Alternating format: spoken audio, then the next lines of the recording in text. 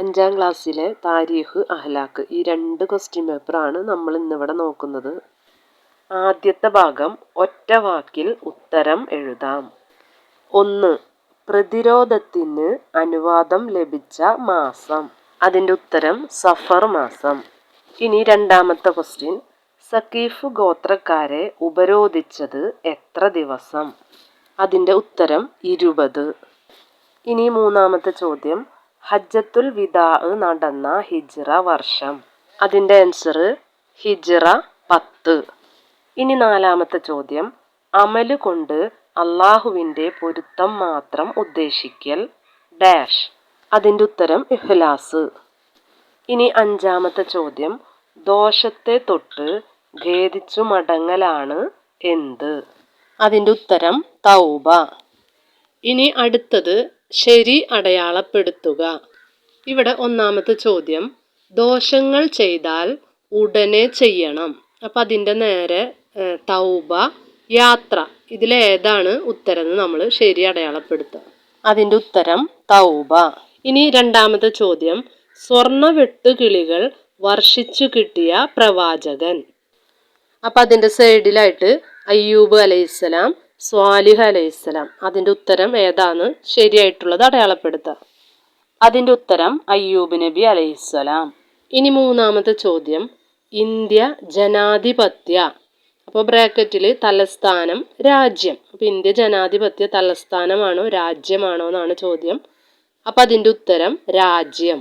ഇനി നാലാമത്തെ ചോദ്യം, ഉഹുദിൽ മുസ്ലിം പക്ഷത്തുണ്ടായിരുന്നവർ. അപ്പം അതിൻ്റെ സൈഡിൽ 1000, 3000. അപ്പം അതിൻ്റെ ഉത്തരം 1000. അപ്പം 1000 പേരാണ് ഉഹുദിൽ മുസ്ലിം പക്ഷത്ത് ഉണ്ടായിരുന്നത്. ഇനി ഇതിൽ അഞ്ചാമത്തെ ചോദ്യം, ഹിജ്റ 2ാം വർഷം നടന്നത്. അപ്പം ഇതിൽ മുഅത്തത്ത് ബദർ, ഇതിലേതാണ് ഹിജ്റ 2ാം വർഷം നടന്നിട്ടുള്ളതാണെന്ന് ചോദിച്ചിട്ടുള്ളത്. അതിൻ്റെ ഉത്തരം ബദർ. ഇനി അടുത്തത് ഉത്തരം എഴുതാം. ഒന്നാമത്തെ ചോദ്യം, തസ്കിയത്തുൽ ഖുലൂബ് എന്നാൽ എന്ത്?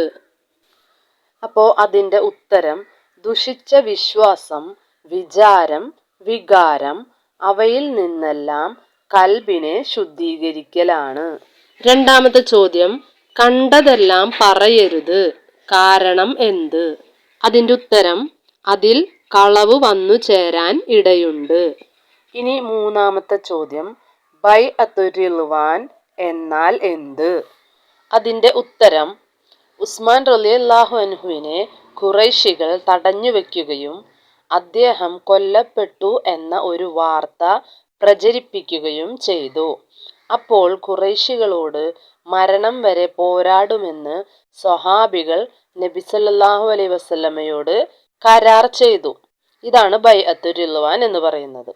ഇനി നാലാമത്തെ ചോദ്യം, തബൂക്കിൽ യുദ്ധം വേണ്ടി വന്നില്ല, കാരണം എന്ത്? അതിൻ്റെ ഉത്തരം റോമൻ ഭരണാധികാരി സന്ധിക്ക് തയ്യാറായതിനാൽ. ഇനി അടുത്തത് വിട്ട ഭാഗം പൂർത്തിയാക്കാം.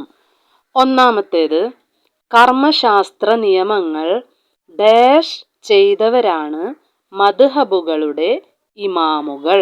അപ്പോൾ ഇവിടെ വിട്ട ഭാഗത്ത് എന്താണെന്ന് ഇവിടെ നമ്മൾ പൂരിപ്പിച്ചു കൊടുക്കാനാണ് ഈ ഒരു ചോദ്യത്തിൽ പറഞ്ഞിട്ടുള്ളത്. അപ്പോൾ അവിടെ നമ്മൾക്ക് ഉത്തരം എഴുതാവുന്നത് കർമ്മശാസ്ത്ര നിയമങ്ങൾ ക്രോഡീകരിക്കുകയും ക്രമീകരിക്കുകയും ചെയ്തവരാണ് മദ്ഹബുകളുടെ ഇമാമുകൾ.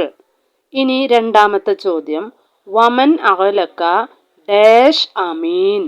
വമൻ അഗ്ലക അലൈഹി ബാബഹു ഫഹുവ അമീൻ. ഇനി മൂന്നാമത്തേത്, അംഗബലമല്ല ഡാഷ് നിദാനം. അതിൻ്റെ ഉത്തരം അംഗബലമല്ല ഇസ്ലാമിൻ്റെ വിജയത്തിന് നിദാനം. ഇനി നാലാമത്തേത്, അഫല ഡാഷ് ഷക്കൂറ. അപ്പോൾ അവിടെ പൂരിപ്പിക്കാനുള്ളത് അഫല അക്കൂനു അബ്ദൻ ഷക്കൂറ. ഇനി അഞ്ചാമത്തേത്, ഫാത്തിമ കട്ടാലും ഞാൻ ഡാഷ് തന്നെ ചെയ്യും. അപ്പോൾ അതിൻ്റെ ആൻസർ ഫാത്തിമ കട്ടാലും ഞാൻ അവളുടെ കൈ മുറിക്കുക തന്നെ ചെയ്യും. ഇനി അടുത്തത് ചേർത്തെഴുതാനാണ്. ബ്രാക്കറ്റിൽ കുറച്ച് വാക്കുകൾ തന്നിട്ടുണ്ട്. അപ്പോൾ തന്നിട്ടുള്ള ചോദ്യങ്ങൾക്ക് നേരെ കറക്റ്റായിട്ടുള്ള ഉത്തരം നമ്മൾ എഴുതി കൊടുക്കുക. അപ്പോൾ ഒന്നാമത്തെ ചോദ്യം, മക്ക വിജയം ഉണ്ടായ മാസം. അപ്പോൾ ഇവിടെ ബ്രാക്കറ്റിൽ മുഹറം, ഹറാം, ഷർറ്, റമലാൻ, ഈമാൻ, ഷവ്വാൽ. അപ്പോൾ ഈ ബ്രാക്കറ്റിൽ നിന്നും കറക്റ്റ് ഉത്തരം നമ്മളവിടെ തിരഞ്ഞെടുത്ത് എഴുതണം. അപ്പോൾ ഇവിടുത്തെ ഉത്തരം റമലാൻ.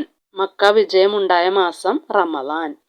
ഇനി രണ്ടാമത്തെ ചോദ്യം, ലജ്ജ ഇല്ലാത്തവന് ഉണ്ടാവുകയില്ല ഡാഷ്. അപ്പം അതിൻ്റെ ഉത്തരം ഈമാൻ. ലജ്ജ ഇല്ലാത്തവന് ഈമാൻ ഉണ്ടാവുകയില്ല. ഇനി അടുത്തത്, പുരുഷൻ സ്വർണം ധരിക്കൽ ഡാഷ്. അപ്പോൾ അതിൻ്റെ ഉത്തരം ഹറാം. പുരുഷൻ സ്വർണം ധരിക്കുന്നതിൻ്റെ വിധി ഹറാം. ഇനി അടുത്ത ചോദ്യം, ഖന്തക്ക് യുദ്ധം നടന്നത് ഡാഷ്. അതിൻ്റെ ഉത്തരം ഷവ്വാൽ. ഇനി അഞ്ചാമത്തെ ചോദ്യം, ഖൈബർ ഉപരോധം നടന്നത്. അതിൻ്റെ ഉത്തരം മുഹറം. അപ്പം നമുക്ക് ബ്രാക്കറ്റിൽ 6 ഉത്തരങ്ങൾ തന്നിട്ടുണ്ടായിരിക്കും. ചോദ്യം 5 എണ്ണം മാത്രമേ ഉള്ളൂ. അപ്പം അത് കറക്റ്റായത് തിരഞ്ഞെടുത്ത് നമ്മൾ നോക്കി എഴുതാം. അടുത്തത് ആശയം എഴുതാം. ഒന്നാമത്തെ, ഫഹാമിലുൽ മിസ്കി ഇമ്മ അൻ യുഹദിയക വ ഇമ്മ അൻ തബ്തഅ മിൻഹു. ഈ തന്നിട്ടുള്ളതിൻ്റെ ആശയം അല്ലെങ്കിൽ അർത്ഥം എഴുതാനാണ് ഇവിടെ പറഞ്ഞിട്ടുള്ളത്. അതിൻ്റെ അർത്ഥം, കസ്തൂരി വഹിക്കുന്നവൻ ചിലപ്പോൾ നിനക്ക് വെറുതെ തന്നേക്കാം, അല്ലെങ്കിൽ അവനിൽ നിന്നും നീ വാങ്ങിക്കും. ഇനി രണ്ടാമത്തേത്, വമാ മുഹമ്മദുൻ ഇല്ലാ റസൂലുൻ ഖദ് ഖലത് മിൻ ഖബലിഹിർ റുസുലു. അതിൻ്റെ ആശയം, മുഹമ്മദ് സല്ലല്ലാഹു അലൈഹി വസല്ലമ ഒരു പ്രവാചകൻ മാത്രമാണ്. നബിയുടെ മുൻപ് പല പ്രവാചകന്മാരും കഴിഞ്ഞു പോയിട്ടുണ്ട്. ഇനി അടുത്തത് വ്യക്തമാക്കാം.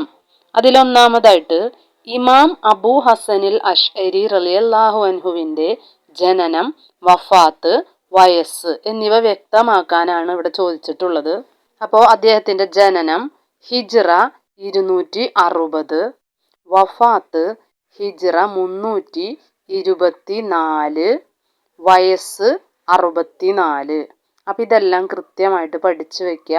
അതുപോലെ നമ്മളുടെ വീഡിയോ ഇഷ്ടപ്പെട്ടിട്ടുണ്ടെങ്കിൽ ലൈക്ക് ചെയ്യുക, കൂട്ടുകാർക്കൊക്കെ ഒന്ന് ഷെയർ ചെയ്ത് കൊടുക്കുക.